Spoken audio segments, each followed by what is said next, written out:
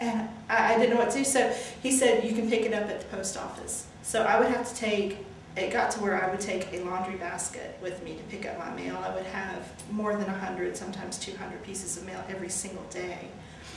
And the people at the post office shook their head. I'm like, can I not put return to sender? You know, and you would look at some of the postage paid on some of these envelopes, and it was $8, $9, $10, $11 that companies were spending. And I thought, there's got to be something illegal about this. So my father is a mailman, has been a mailman for his entire career. He retired as a mailman. And I called my dad, I said, what can I do? And he says, that's international mail fraud. I mean, all these felonious things. It's identity theft. So I went to the police in Canada, said, well, there's nothing we can do here unless he comes to Canada. And the police in Florida said, well, there's nothing we can do about it. So it just kept on and on and on, and I would take pictures of the mail, I would log the IP address, I would contact every single person that sent me a piece of mail. I contacted them. Hours a day I would spend on the phone, IP address, and finally when the post office said, we're not going to sort your mail anymore, you're going to have to get a P.O. box, and I was going to have to get one of the big ones. It was $200 and something a month so that I could receive my mail.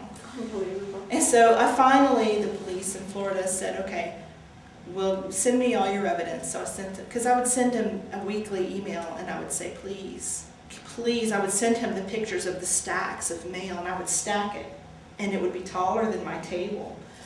And finally, they went, and he got a warrant, and went and took James's computer, and found out that it was him. Unbelievable. Yeah, but it's changed so much now. Cyberstalking is illegal now. Right. Back then, And it was so new. it was, and they decided not to press charges again. You know, he got away with what it is that he did. And so when we went to court the next time, I had said something about, he accused me of framing him for cyberstalking me, and that somehow my husband had gotten into his computer system and planted this evidence, and the judge believed him, and the judge told me I needed to leave him alone. Oh, you just cringe, don't you? Yeah. And it's not an isolated, it was just continual every time you dealt with the Florida court system. You know, and it was one of the big things with reading the book. I just kept thinking, why? I don't understand, you know, and it's, you know, you did explain slightly like the possible reasons like with previously, but you must still sit back and go, unbelievable. I do, because there was just so much that went through the court that, I mean, just things like I had phone records, and I set up a VoIP phone system so that it recorded every incoming call and every outgoing call and how long, and everything was recorded on your phone bill. And I'd set that up so that I could show, because he would always say, I don't let him call. I don't answer the phone when he calls.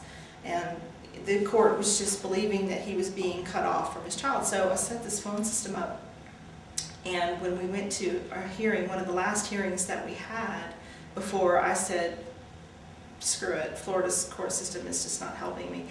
And it was at that hearing that I said, he said he had not talked to our child, didn't know where we were. And I had phone records from the phone company that showed he had called our house. And the judge said, I'm not going to take your phone records.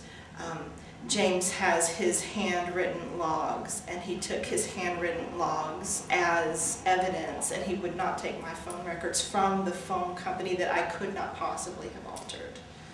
And at that point you said, okay, I'm done with this system. Well, it was funny because, it's not funny, but it's just ironic that he swore out this motion to the court that he didn't know where I was, and if you flipped to the 4th page, it had a swearing, an oath of service that I had been, a copy had been sent to me, and it had my address on there. So I figured, well, he's just completely contradicted himself. In the very opening line of his motion, it says, I have no idea where my child is, and then you flipped 4 pages over, and there was a certificate of service where it was mailed to my correct home address. So when we were preparing to go into court, I thought, well, his whole case is junk because he lied on his affidavit, and the judge didn't listen to me. He just went on with him and listened to every word he said, and when I started talking, he said, "I've heard enough." And it's like, "But I've got evidence," and he's like, "I don't want to see your evidence. I don't need to see your evidence. I've got evidence right here." And I'm like, "But I've got my phone records." And he said, "No, I've got James's handwritten logs here. They've been entered into evidence, and you know, you're not letting him call his son." And I'm like, "Oh my God." And so basically, James has stopped any sort of contact. He's out of your life now, isn't he?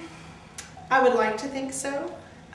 He has not phoned my home, and Brian turned 16 a couple of weeks ago, and I've had the same phone number I've had since 2004, not changed. Even though I've moved, I still have another beauty of the VoIP phone is no matter where I go, I can keep that same phone number.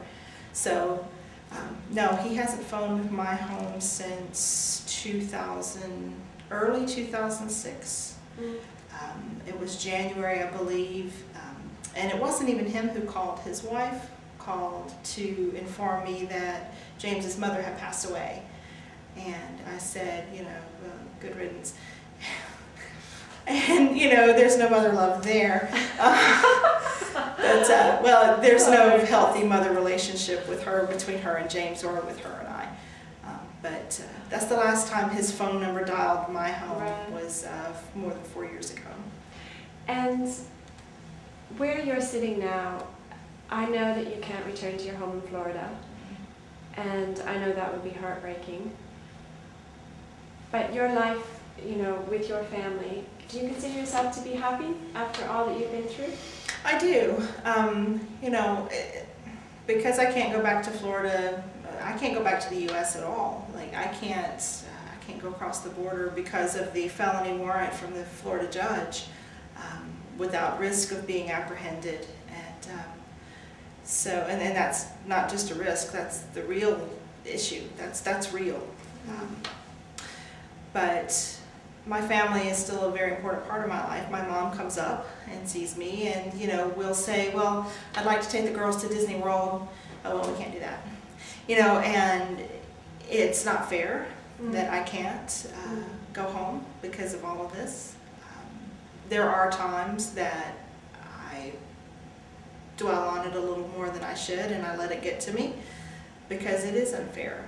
And I'll go revisit some of my court paperwork, and I'll put together maybe a motion that I might file with the court down there to get them to vacate this warrant so that it will go away. And then I just put it back to the side, and I'll revisit it again. And at some point, you know, does it not bother me? Of course not. It does. But I can't let that affect my life because there's nothing I can do about it. And so sometimes you just have to, the things you can't control, you have to just let it go. And I can't control that. I wish I could. I'm hoping maybe somebody one day will read this book and say, "Wow, this is quite unfair, and I know a lawyer, or I am a lawyer, and I can fix this, and I'm going to fix this." Maybe, but if not. I hope that too. I hope someone sees this really, and that it's the launch pad to fix so much has gone wrong. Now, on that note, how do people buy the book?